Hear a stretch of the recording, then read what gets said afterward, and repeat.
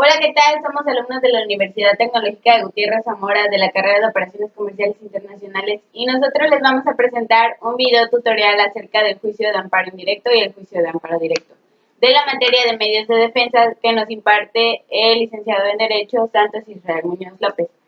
Nuestro equipo está conformado por Osvaldo Trujeque Vargas, Bernardo Juárez, María José Reyes Zarro, Diana del Rosario García Sosa y una servidora, Limbe Morgado Luna. Esperamos sea de su agrado.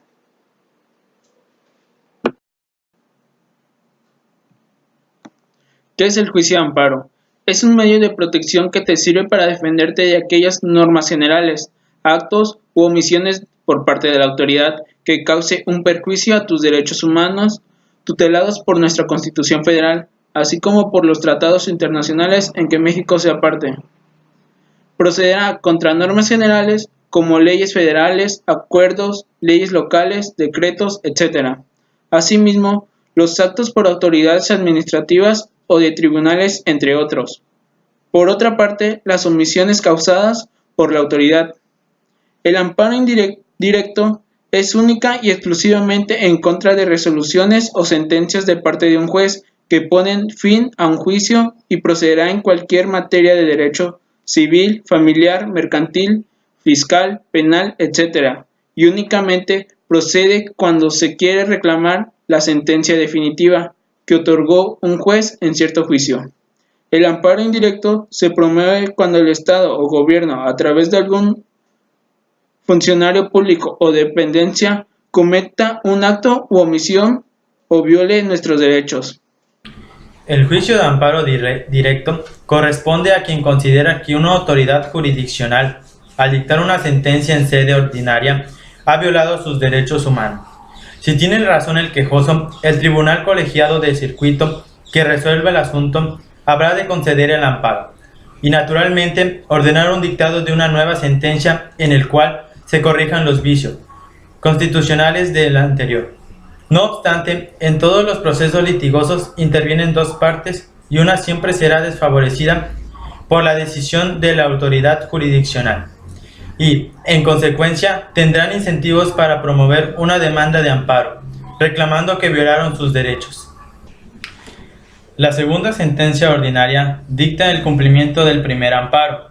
Será igualmente combatida y podrá ser motivo de una nueva concesión de amparo.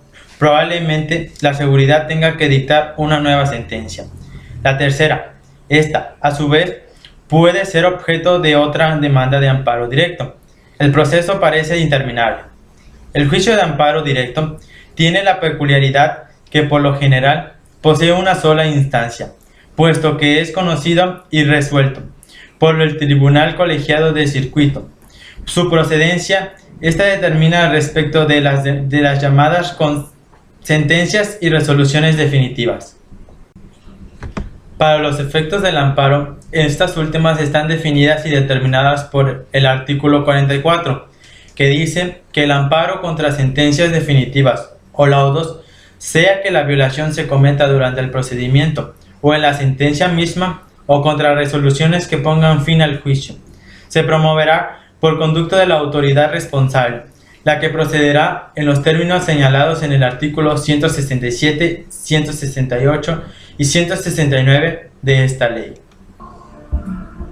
El amparo indirecto es el escrito con el que se da inicio al juicio constitucional. El amparo indirecto procede contra normas generales que por una o sola entrada en vigor o con motivo del primer acto de su aplicación causen perjuicio al quejoso, así también contra actos u omisiones que provengan de autoridades distintas, de los tribunales judiciales, administrativas o de trabajo. Por último, proceden en contra o fuera de un juicio que afecten a personas extrañas. Los encontramos en el artículo 107 de la Ley de Amparo. Ok, yo les voy a explicar el juicio de amparo indirecto, su proceso. Un juicio de amparo indirecto se hace ante el juez de distrito y se compone de las siguientes etapas. Como primera etapa tenemos la demanda, Este es el escrito en donde el quejoso expone al juez el acto de autoridad que reclama y que viola sus derechos, la narración de los hechos de lo que ha acontecido. Como segunda etapa tenemos auto admisorio y suspensión provisional. El juez dicta un auto admitiendo la demanda de amparo, ordena que la autoridad señalada como responsable rinda un informe previo, señala la fecha para la audiencia incidental y otorga la suspensión provisional de los actos de la autoridad. Como tercera etapa tenemos la audiencia incidental. Esta audiencia se fija en un promedio de 4 días hábiles posteriores al auto admisorio de la demanda de amparo y tiene por objeto el que la autoridad rinda su informe previo y afirme o niegue los hechos narrados que son del quejoso. Como cuarta etapa tenemos el otorgamiento de la suspensión definitiva. Esta se otorga en la audiencia incidental, siempre y cuando se demuestre la existencia de los actos reclamados y tiene por efecto de que el juicio de amparo continúe hasta su sentencia definitiva sin que los actos de autoridad se ejecuten. Como quinta etapa tenemos la fecha de la audiencia constitucional. El juez deberá señalar, aparte de la fecha de la audiencia incidental, fecha para la audiencia constitucional, misma que deberá de celebrarse dentro de los 30 días que sigan el auto admisorio de la demanda. Esta audiencia constitucional tiene como finalidad estudiar el fondo de la controversia y determinar mediante la sentencia definitiva. Como sexta etapa tenemos el ofrecimiento de pruebas. Las pruebas deben de ofrecerse en la audiencia constitucional, aunque las documentales pueden ofrecerse y anexarse desde el escrito inicial de la demanda de amparo. En el caso de la prueba pericial, testimonial y de la inspección judicial, deberán de ofrecerse cuando menos 5 días hábiles antes de la fecha de la audiencia. Como séptima etapa tenemos la audiencia constitucional. Es la audiencia en donde se estudia el fondo del asunto. Se desahogan las pruebas ofrecidas y en caso de que no puedan desahogarse por alguna razón, podrá diferirse la audiencia cuantas veces sea necesario hasta que puedan hacerlo. Concluida la recepción y desahogo de las pruebas de las partes, se procederá a recibir los alegatos finales. Como octava etapa tenemos la sentencia. El juez, valorando el escrito de la demanda, el informe de las autoridades responsables y las pruebas ofrecidas por los involucrados en el juicio, dictará una sentencia definitiva en donde establecerá si se ampara o no al quejoso y de resultar amparado, en qué términos, contra qué actos específicos y contra qué autoridades. Como novena etapa tenemos el cumplimiento de la sentencia. La sentencia que conceda el amparo tendrá por objeto restituir al agraviado en el pleno goce de la garantía individual violada, restableciendo las cosas al estado que guardaban antes de la violación. Cuando el acto reclamado sea de carácter positivo y cuando sea de carácter negativo, el efecto de amparo será obligar a la autoridad responsable a que obre en el sentido de respetar la garantía de que trate y a cumplir. Como décima etapa tenemos el informe de cumplimiento de la sentencia.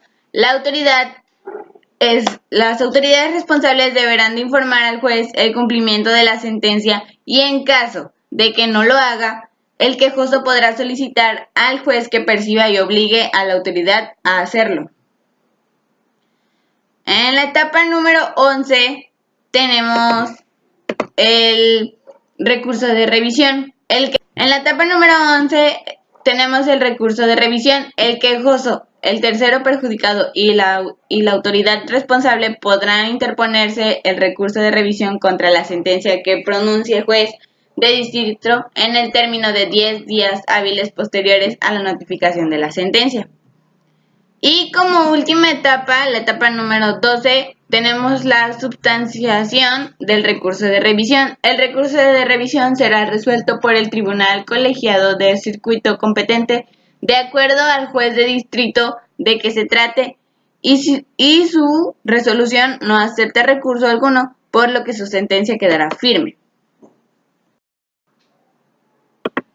Ahora les voy a explicar la descripción del procedimiento de amparo directo. La autoridad responsable en auxilio de la autoridad federal debe, como primer punto, levantar constancia al pie del escrito de la fecha en que se notificó la sentencia que constituye al acto reclamado, la fecha de presentación del escrito de demanda, el cómputo correspondiente, así como los días hábiles e inhábiles que transcurrieron entre una fecha y otra. Como segundo punto, debemos de prevenir al quejoso para que cumpla con la obligación de exhibir las copias necesarias para entregarlas a las partes, así como la correspondiente a la integración del expediente, y apercibirlo de que no cumplir con dicha prevención se le tendrá por no interpuesta la demanda, salvo en materia penal y agraria, en las cuales el tribunal debe expedirlas de oficio. Como tercer punto, tenemos que la autoridad responsable debe enviar al tribunal colegiado, dentro del término máximo de 3 días, la demanda de amparo y sus anexos, o la pena de imposición de multa. Esto está en el artículo 169 de la Ley de Amparo. Como cuarto punto, en esta clase de amparo, el tribunal colegiado solo debe valorar el expediente que consta ante la responsable, por lo que no existe etapa probatoria, salvo el caso de que se pretenda acreditar una causa de improcedencia, en cuyo caso pueden ofrecerse pruebas hasta antes del auto que se dicte sentencia. B. Como quinto punto, debe emplazar a las partes según lo dispuesto por el artículo 167 de la Ley de la materia. Y como sexto punto, se debe decidir sobre el otorgamiento o no de la suspensión del acto reclamado, tal como lo dispone el artículo 170 de la propia ley. Diferencias entre amparo directo e indirecto. Amparo directo. 1. La demanda se presenta ante la autoridad responsable para que por su conducto se turne al tribunal colegiado de circuito, quien es el que resuelve. 2. Procede contra sentencias definitivas o laudos y resoluciones que pongan fin al juicio. 3. La suspensión del acto reclamado la concede o niega la autoridad responsable. 4. Contra de la ejecutoria dictada por el tribunal colegiado no procede recurso alguno. Juicio de amparo indirecto. 1. La demanda se presenta ante el juez de distrito, quien es el que resuelve. 2.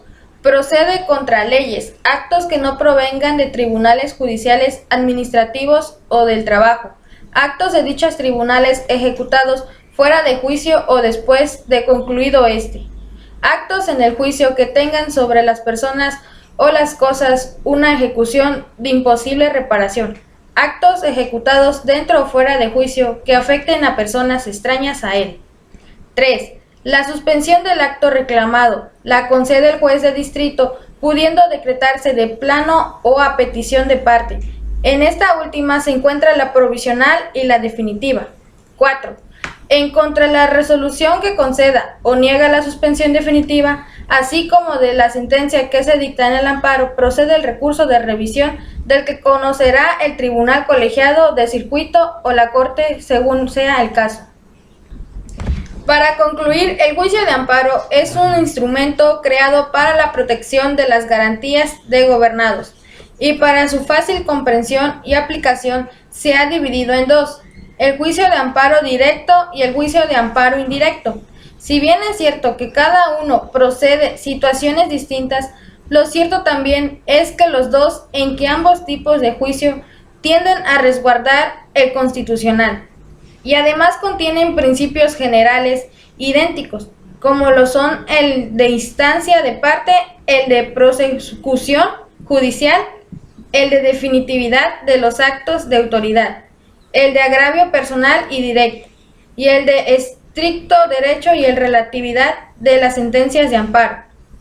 Ley de amparo reglamentaria de los artículos 103 y 107 de la Constitución Política.